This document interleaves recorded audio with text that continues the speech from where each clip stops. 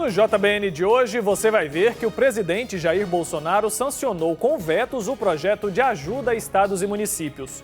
No total, a União deve repassar 60 bilhões de reais para ajudar no enfrentamento aos efeitos da pandemia.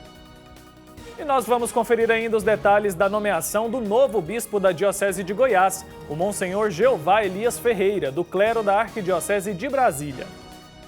E o assunto do nosso comentário de hoje é gestão de crise. Um especialista vai dar dicas para você não se enrolar na hora de organizar as contas de casa.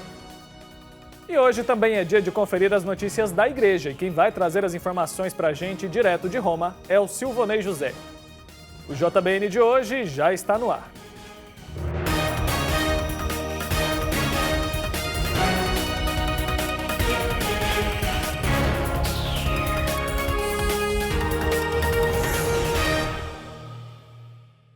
Olá, boa noite para você. Seja muito bem-vindo ao Jornal Boa Notícia desta quinta-feira, 28 de maio. O presidente Jair Bolsonaro sancionou hoje com vetos o projeto que prevê ajuda financeira de 60 bilhões de reais a estados e municípios. O texto foi publicado no Diário Oficial da União de hoje. O dinheiro vai ser dividido da seguinte forma: 50 bilhões vão compensar a queda de arrecadação causada pela pandemia. E 10 bilhões devem ser usados para ações de saúde e assistência social. Bolsonaro acolheu os vetos que foram sugeridos pela equipe econômica do governo. Ele vetou um trecho que abria exceções em relação ao congelamento dos salários de servidores, que agora não vão ter reajustes salariais até o final do ano que vem. Outro veto foi num trecho que permitia a estados e municípios suspenderem o pagamento das dívidas com os bancos e organismos internacionais. O projeto foi aprovado pelo Congresso Nacional para ajudar os estados e municípios a enfrentarem os efeitos da pandemia. A proposta foi aprovada em 6 de maio e sancionada 3 semanas depois. O texto enviado pelo Poder Legislativo prevê que os 60 bilhões vão ser repassados em 4 parcelas semanais. O projeto do Congresso ainda suspende as dívidas de estados e municípios com a União, inclusive os débitos previdenciários parcelados pelas prefeituras e que venceriam neste ano. E agora a gente vai falar sobre um estudo da Universidade de Pelotas, no Rio Grande do Sul. Com o apoio do Ibope Pastoral da Criança, a instituição está realizando uma pesquisa sobre a pandemia do novo coronavírus em 133 cidades brasileiras. O objetivo é levantar informações sobre anticorpos e os impactos da subnotificação da doença. Confira na reportagem do Pedro Henrique Rabelo.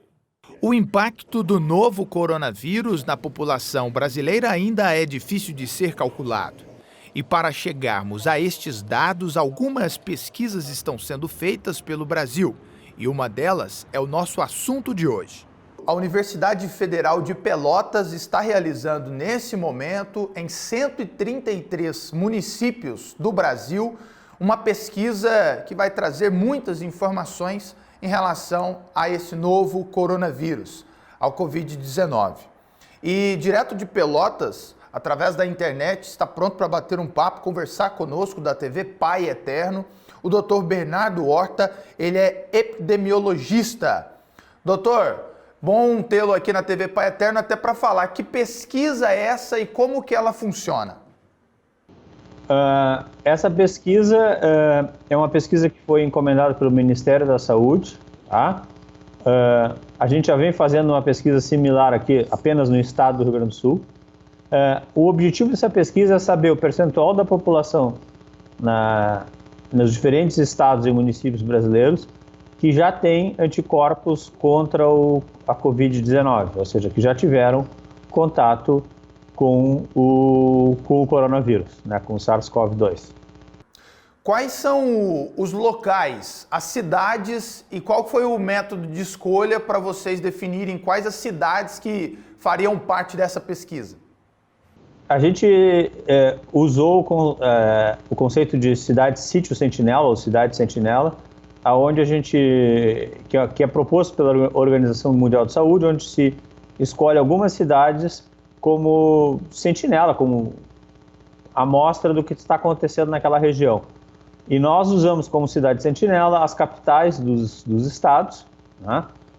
E além disso as cidades que são sede de região intermediária do IBGE, que o IBGE define como região intermediária no census, né?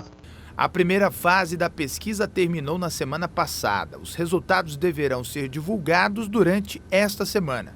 O objetivo é realizar a segunda etapa da pesquisa na primeira quinzena do mês de junho e aí termos informações concretas sobre o Covid-19. Que ao estimar a proporção de pessoas que já foram infectadas e comparando isso com os dados oficiais de notificação, nós vamos poder avaliar a nível nacional e na comparação entre os estados, como é que anda a questão da subnotificação. Para realizar a coleta dessas informações, profissionais do IBOP foram contratados e enviados para várias cidades do Brasil. Mas eles estão encontrando dificuldades, principalmente no momento de realizar a abordagem. A questão das fake news, tá? Em muitos lugares circularam, apesar da divulgação que a gente fez por diferentes meios de comunicação, mídias sociais, etc., circulavam, a gente recebeu cópia disso, circulavam posts, né? Tem gente aí batendo de casa em casa, isso não é pesquisa, isso é roubo, ou isso é gente que está aí querendo infectar as pessoas, tá? Então, esse tipo de fake news, né, infelizmente, se espalha na comunidade de forma muito mais rápida, tá, do que a verdade, né, do que a notícia verdadeira, vamos dizer assim, tá? Então isso causou muito transtorno também. Para o estudo realizado pela Universidade Federal de Pelotas chegar a um resultado convincente, será necessário a contribuição de toda a população. Não colaborar com os profissionais, como aconteceu em algumas cidades pelo Brasil, onde moradores não permitiram a coleta de informações, podem atrapalhar o resultado final. Esse conhecimento é importante até para orientar a adoção das políticas públicas, né, no que diz respeito às políticas de contenção do problema, né, e, ao mesmo tempo, é importante deixar claro que esses profissionais estão devidamente identificados, tá, e que cobrem essa identificação das pessoas antes de receber as pessoas, até pela própria questão de segurança. E o resultado da primeira etapa dessa pesquisa aí apontou que o Brasil tem 7 vezes mais casos de coronavírus do que mostram as estatísticas oficiais. Isso quer dizer que em um grupo de 7 pessoas com coronavírus, apenas uma sabe que está infectada. E agora a gente vai acompanhar as últimas notícias do coronavírus pelo mundo. Veja. A Espanha parou para fazer um minuto de silêncio no dia em que o país dá início a um período de 10 dias de luto pelas mais de 27 mil vítimas do coronavírus. A família real espanhola participou do momento. Bandeiras voaram a meio mastro para homenagear as vidas perdidas no que foi classificado como um dos episódios mais traumáticos da Espanha em sua história moderna. O primeiro-ministro e os membros do gabinete se juntaram ao minuto de silêncio e o parlamento também parou por um minuto. E a União Europeia aprovou um plano de recuperação econômica contra a pandemia no valor de 50 bilhões de euros. Desta quantia, 500 bilhões correspondem a subsídios a fundo perdido e o restante a empréstimos. Esta é a primeira vez em 60 anos em que o clube comunitário se dispõe a se endividar maciçamente nos mercados financeiros. E o presidente dos Estados Unidos, Donald Trump, ameaçou regular ou encerrar as empresas de mídia social um dia depois que o Twitter adicionou um aviso em algumas de suas publicações, levando os leitores a verificarem as informações postadas pelo presidente. Trump, sem apresentar nenhuma evidência, voltou a acusar as plataformas de preconceito político. O Papa Francisco acolheu ontem o pedido de renúncia apresentado por Dom Eugênio Richen ao governo da Pastoral da Diocese de Goiás. No mesmo ato, o Santo Padre nomeou como bispo titular da mesma diocese o Monsenhor Jeová Elias Ferreira, atualmente vigário-geral na Arquidiocese de Brasília. Vamos ver agora os detalhes da nomeação na reportagem do Tarek Cardoso. Em coletiva de imprensa realizada na manhã desta quarta-feira, aqui na Cúria Metropolitana de Brasília, Monsenhor Jeová falou sobre como recebeu a notícia de sua nomeação e como foi o processo de discernimento de seu sim para este chamado. Sempre esse momento de pandemia dificulta um pouco, porque parece que a gente vive cada dia. Amanhã a gente não sabe o que vai passar. Será que no momento a gente tem limites para de participação de fiéis, no caso aqui de Brasília, de Goiás já há uma norma diferente, não é?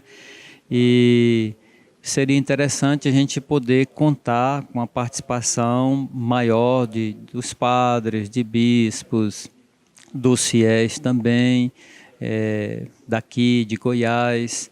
E no momento atual aqui em Brasília, isso seria difícil. O administrador apostólico da Arquidiocese de Brasília e atual arcebispo nomeado primaz do Brasil na Arquidiocese de Salvador, cardeal Dom Sérgio da Rocha, também esteve na coletiva e falou sobre sua gratidão ao trabalho exercido por Monsenhor Jeová em Brasília.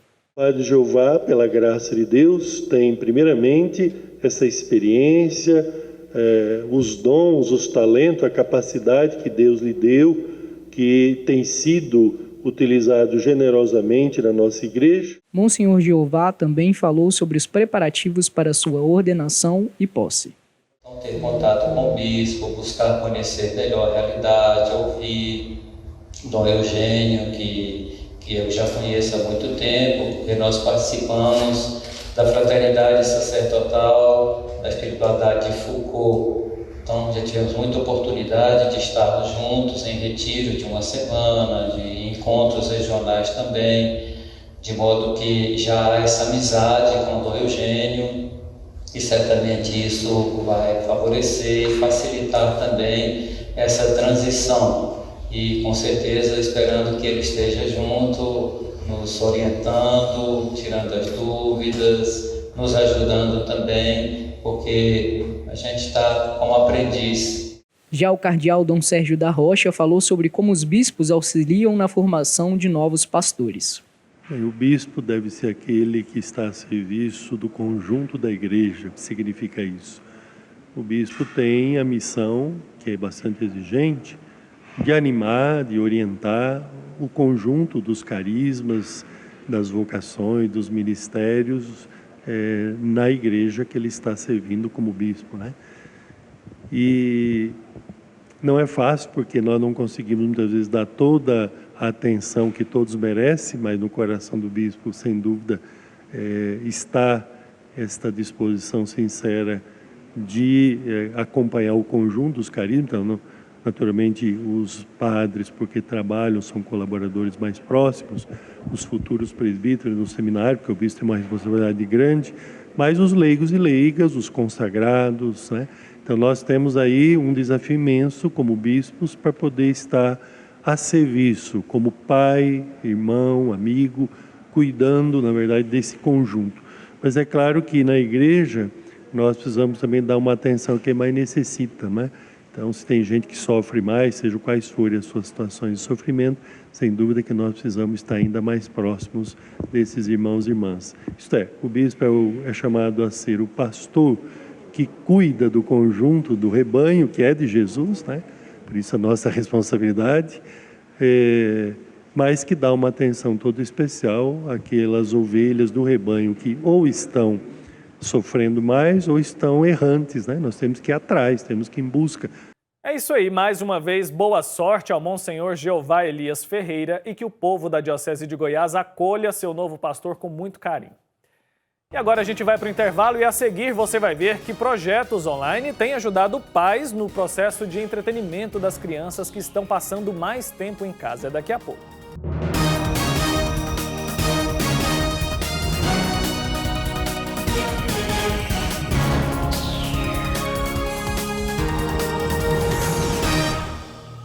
O amor do Pai Eterno está presente em todo lugar.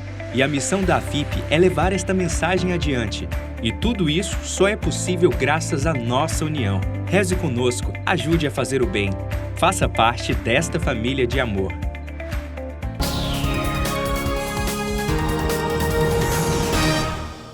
Estamos de volta com o JBN de hoje. Muito obrigado pela sua audiência.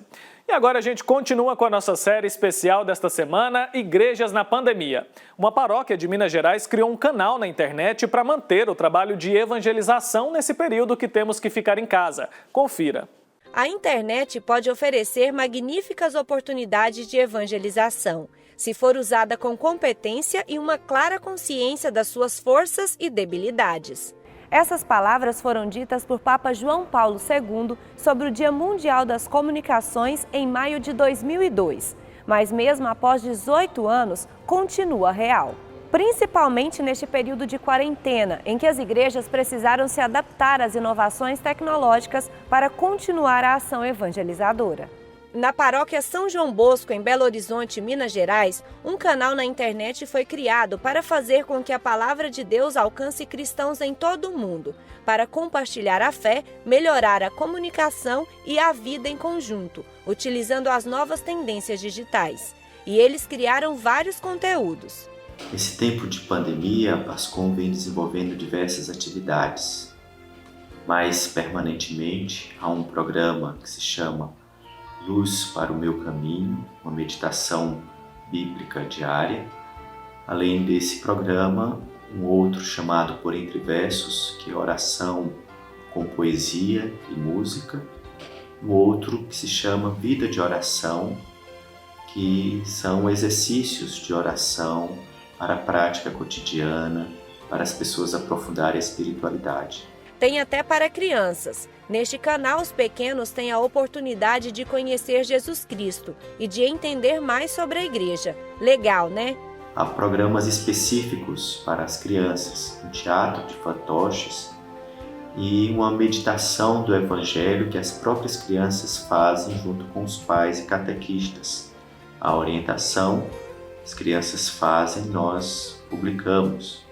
E além dessas atividades mais permanentes, os jovens fazem lives, outros eventos, e assim a nossa paróquia vai caminhando muito bem. E claro que tem também a transmissão de missas para que os fiéis católicos possam seguir com a rotina de orações. Tudo isso feito com o objetivo de unir espiritualmente os cristãos, manter todos firmes na fé e transformar vidas.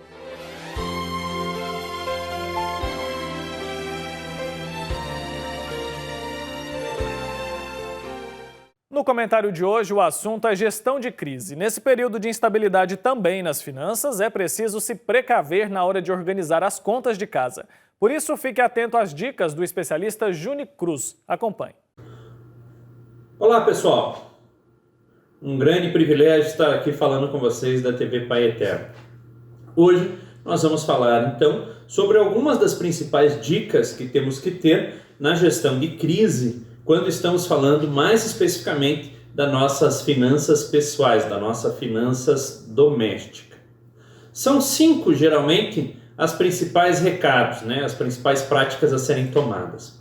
A primeira dela percorre, então, o cuidado sobre o caixa, a proteção do caixa, a proteção do recurso que se tem, observando-se que a tendência para o futuro pode ser mais dificulta para angariar novos recursos. Portanto, cuidar do que se tem, nesse momento, é de extrema importância.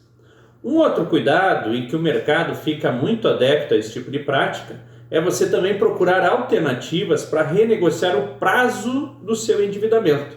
Não estamos falando aqui de descontos necessariamente, mas sim da extensão do prazo, principalmente daquelas parcelas mais gordas que você tem nesse tempo. Tentando observar uma forma de diluir ela no tempo para que o seu caixa, a sua geração de caixa, a sua geração de renda consiga dar conta de todos esses compromissos que você provavelmente deve ter tomado quando o mundo estava no velho normal. Lógico, a próxima dica é evitar novos gastos. Vamos passar um tempo de aprendizado, um tempo de retenção e observar quais são os gastos essenciais e sobre eles manter o comportamento da nossa família. É sempre muito importante observar aqueles gastos que são supérfluos e que porventura, se não forem ocorrer agora, podem ocorrer no futuro, sem que interfira de uma forma mais intensa no seu convívio familiar, na sua natureza de família. Um ponto sobre aquelas dívidas que não são passíveis de ser negociadas nem de prazo é de que você tem que pagar as contas mais caras primeiro. Como é que funciona isso, né? Então, todas as contas têm um custo. Dentre elas, as mais comuns em nossa casa, é o custo do cheque especial e do cartão de crédito. Provavelmente, o atraso sobre essas duas principais contas deve incorrer em multas e juros de uma forma mais intensa. Portanto, fique de olho nessas duas contas em específico.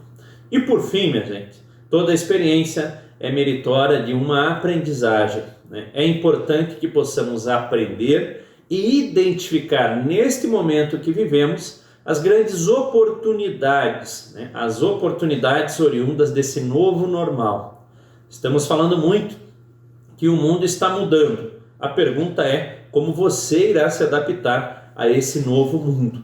Quais são as suas potencialidades, as suas competências que podem servir ainda de uma forma mais intensa à nossa sociedade, o mercado, a sua comunidade e a sua família.